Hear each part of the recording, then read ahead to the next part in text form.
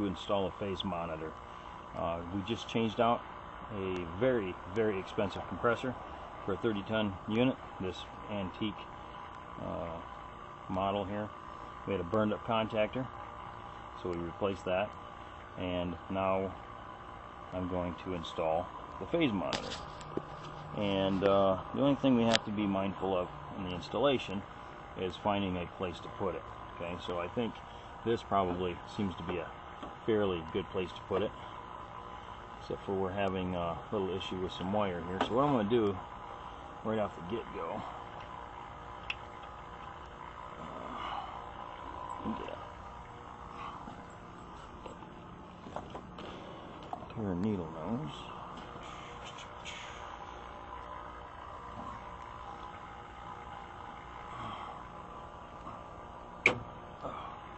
I want to turn these 90-degree spades around, and that'll point the wire in the other direction.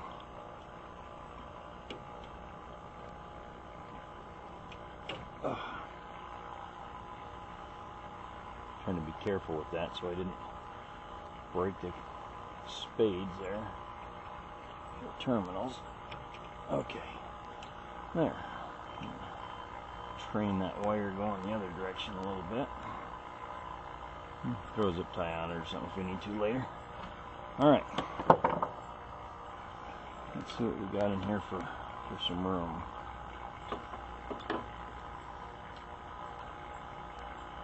Looks pretty good right there. And I think that looks even better. Yeah, I like that right there. Make sure we get to those terminals. Get to all of those. Yeah, that's good right there. Alright.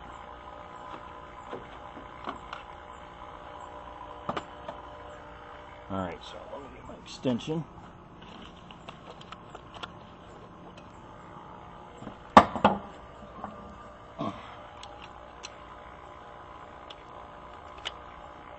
Oh, that's the wrong bit.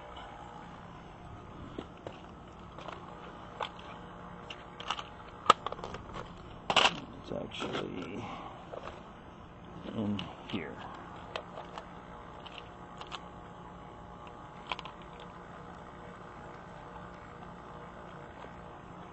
I think I'll do a video on my tool bag one of these days, so you guys see what I carry on a regular basis. Tell you what though, this extension is invaluable, and I use it in conjunction with both the drill and the screwdriver. Alright.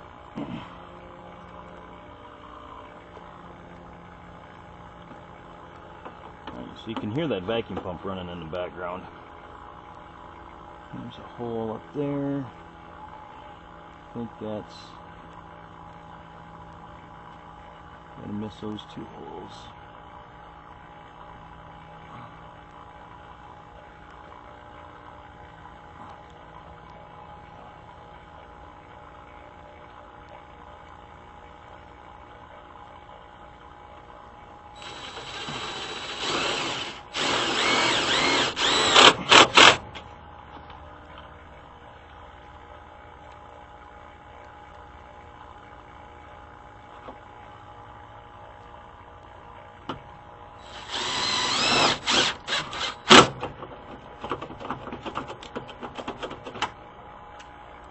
Alright, there. Now she's mounted.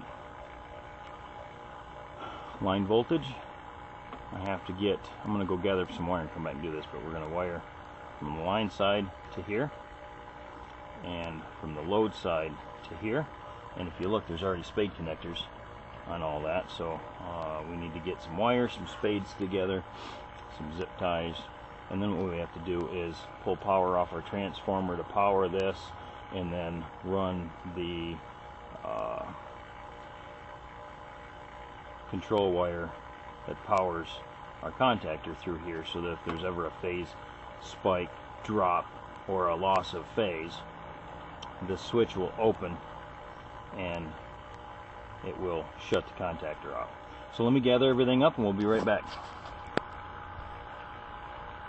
Alright, back with the wire we need, and excuse me, we got our spade connectors already in a little divider carrying thing I got. I carry all sorts of different extra stuff in there. Alright, so the instructions called for a minimum of 20 gauge wire. So what I had available to me was 12 gauge wire, which is perfectly okay. So what we need to do is basically, this side needs to be raw, or you can put a fork spade connector on there, which I don't think I have any of those. Don't use them very often. Mainly it's just these 1/4 inch spades. So what I'm going to do is I'm just going to kind of pre-measure out the distance that I need. Okay, and I'll leave a little extra. That's going to be perfect right there. So we're going to do this to the line side, to the bottom, which is our power coming in. I'm sorry, top's our power coming in. This is that goes to the compressor. Okay, so we are going to cut 3 of those the same length.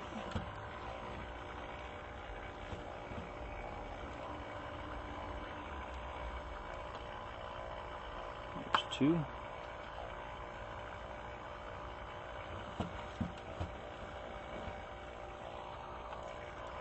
And 3.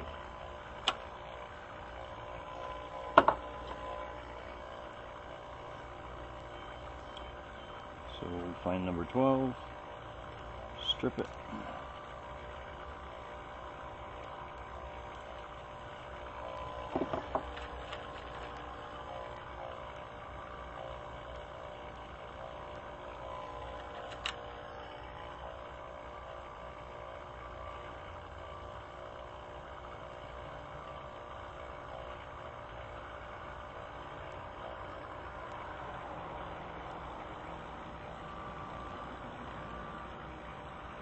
I'm going to cut that one.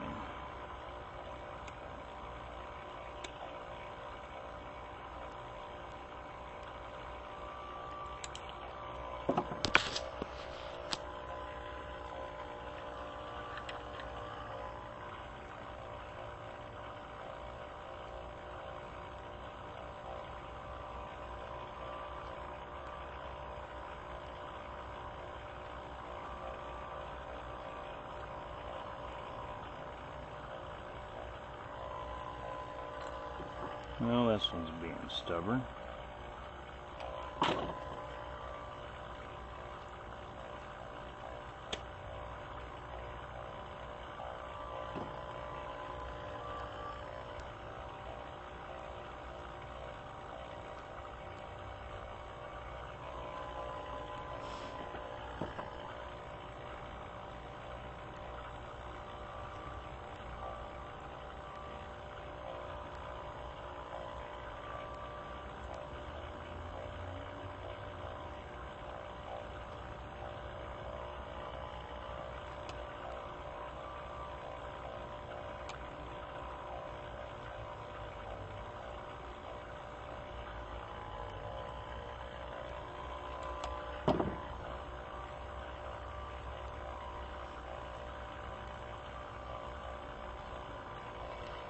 Alright, so it's going to hook on to number 1.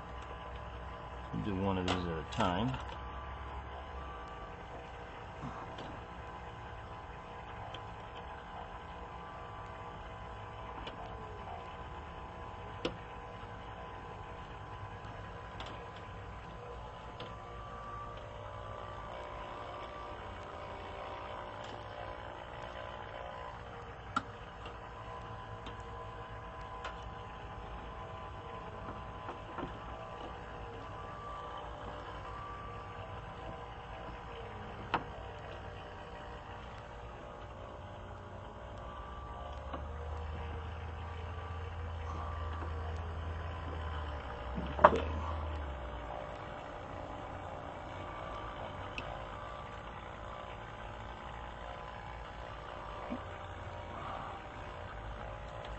Go ahead and run this back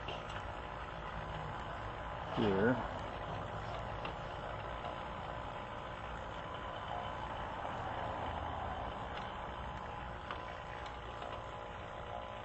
Don't really need it that long, do we?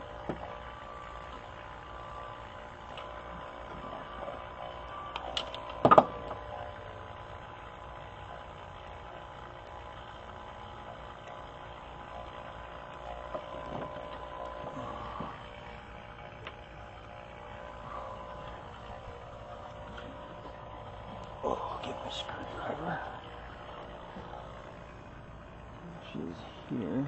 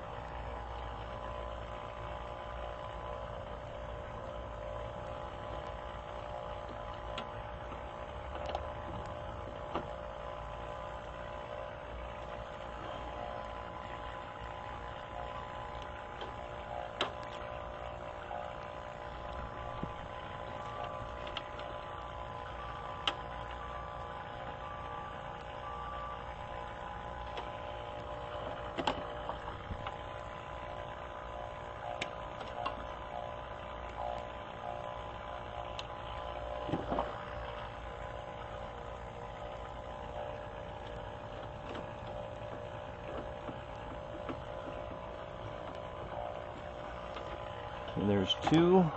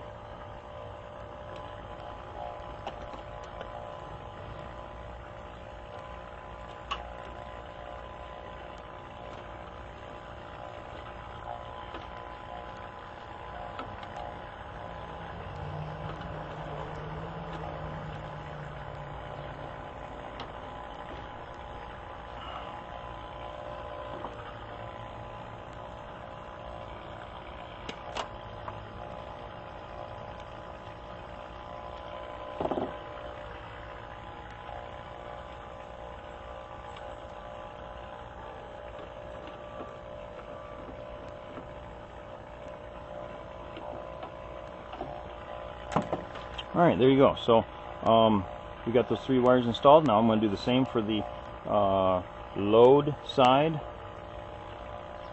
from there to there, and I'll come back in a little bit. And got the lower section done, and we had to put some zip ties on it to tidy up the job. Something you'll always want to do. And I ran a couple extra wires here to cover the control side of things. So what we've got here is our contactor. We've got our control voltage, so this would represent going to the transformer.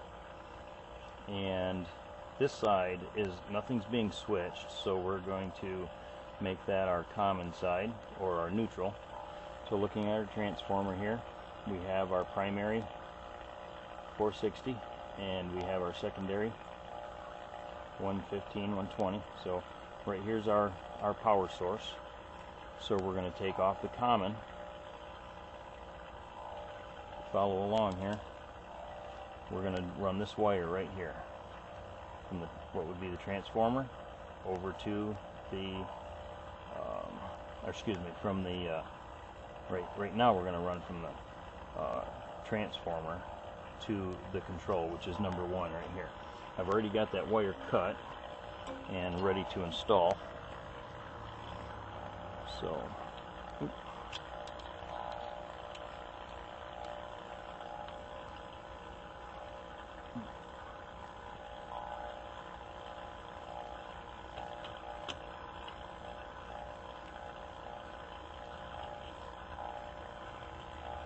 okay, so when you're doing these, see how this goes this direction? You always want to go in the direction that the screw is wanting to turn.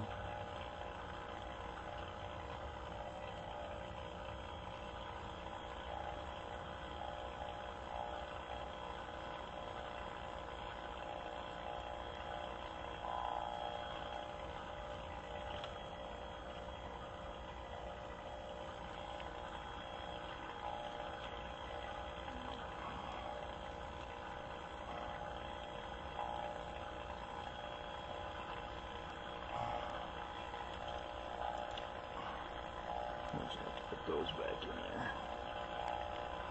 Alright. So there's that. We'll stick that back under there.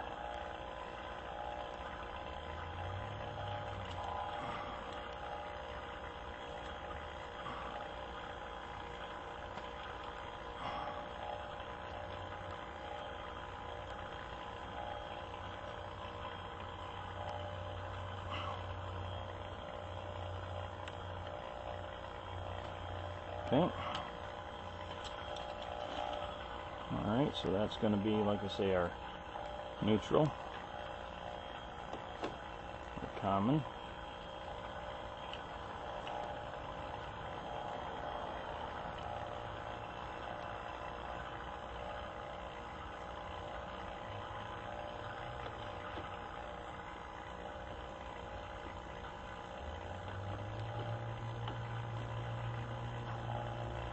Okay, so that wire's done. That's from here to here. Now, from the transformer to the contactor. Well, there's already a neutral ran all the way over to the contactor, so we're just going to leave that wire on there.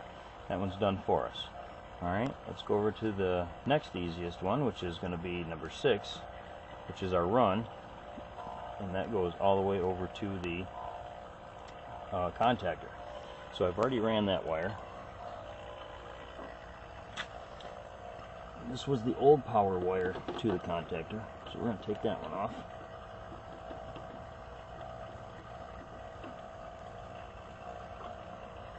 This black one here. Alright. And this one is now going to be our new wire for the contactor.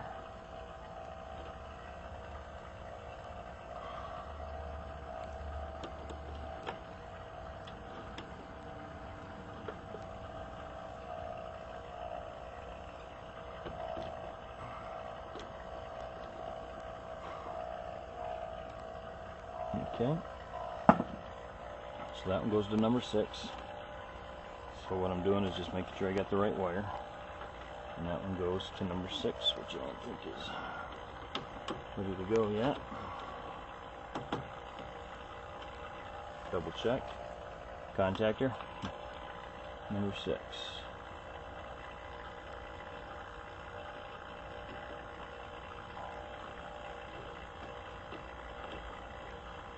Okay, so we went from the contactor to number 6. Okay, now the next one is from here. This would have been from our call for cooling, which is either a thermostat or a pressure switch, and in this case it's a pressure switch because this is a pump down system. So the actual call is on a solenoid valve. Solenoid valve closes, the compressor continues to run until the pressure is low enough to shut off the compressor with the low pressure switch, and that would be indicated here. So this point, we don't know where that is in the system, but this connection here is what used to feed our contactor. So that's this wire that we just took off, and we need to run that to the number 3 terminal here, which is our load energized. So this would have, you know, once the load is energized, bam, it would have turned it on. But now we need to energize number 3. So we're going to cut off this spade connector, strip it back. I already ran the wire, so we're going to connect this wire here.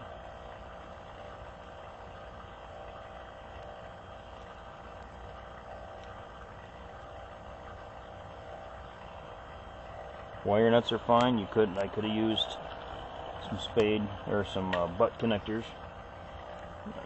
Okay, so now we're going to, like I said, this one's going to go to number 3. It's the only wire up here now.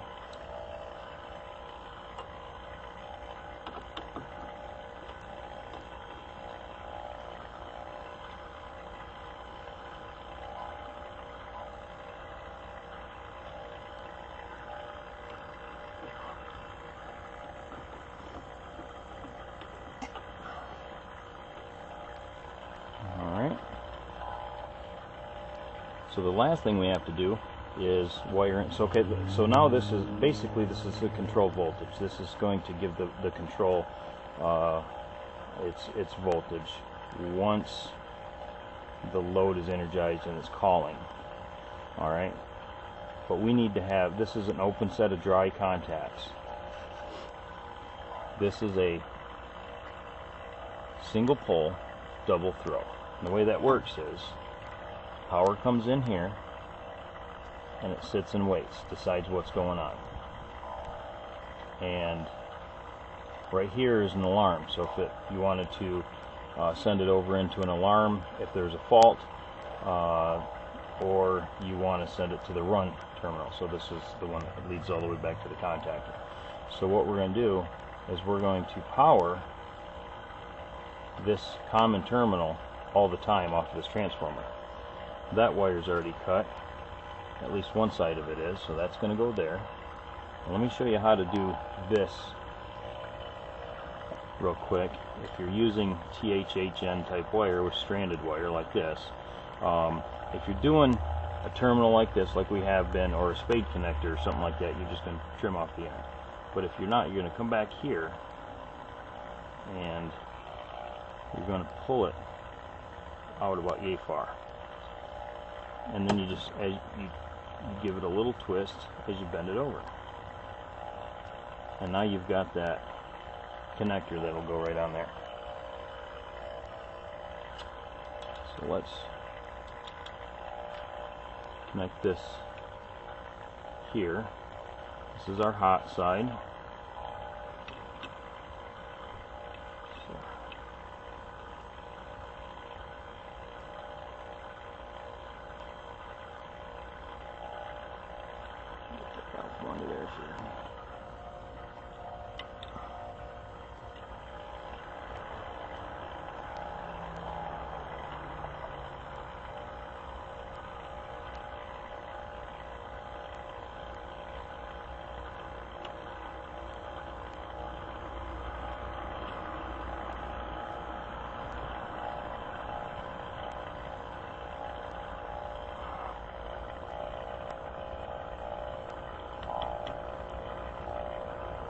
Okay, and now we're going to power number 4 terminal.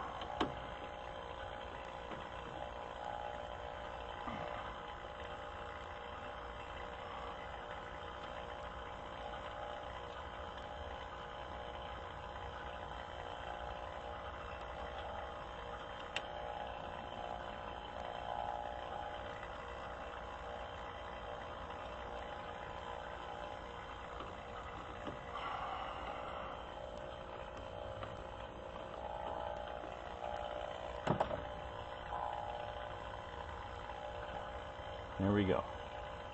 Alright, that's it. So the next step is to, I got to finish up the compressor and our vacuum and charge it and stuff like that.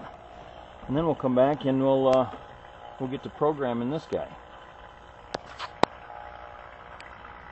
Back, and I got everything up and running. So what I want to do real quick is go through this and see how we got it set up. Alright, so here we have reset front, which would be our line side here. You can either reset it manually or in the auto position. And the back, being the load side, you can have it reset manually or auto. So the way I've got it set up is so that the front side, our line, it will reset automatically. For instance, if there's a brownout or a spike or something like that, some type of surge, it will automatically reset when that corrects itself. When that does sense a fault, lockout time delay is set at 2 minutes. You could reset it at 5, but you know what? Let's go ahead and reset that to 5. I like that a little bit better. Alright, and then here we've got default is set at 2 seconds. Here we've got the voltage set at 480. Measure the voltage and tune it in, and set that at whatever your voltage is. And here we have the voltage unbalance percentage set at 6%. It was recommended at 5 to 7%, so I went ahead and set it at 6 for that happy medium. And there we go. So we're all set up and running. Alright, well, thanks a lot for watching. We'll see y'all in the next video.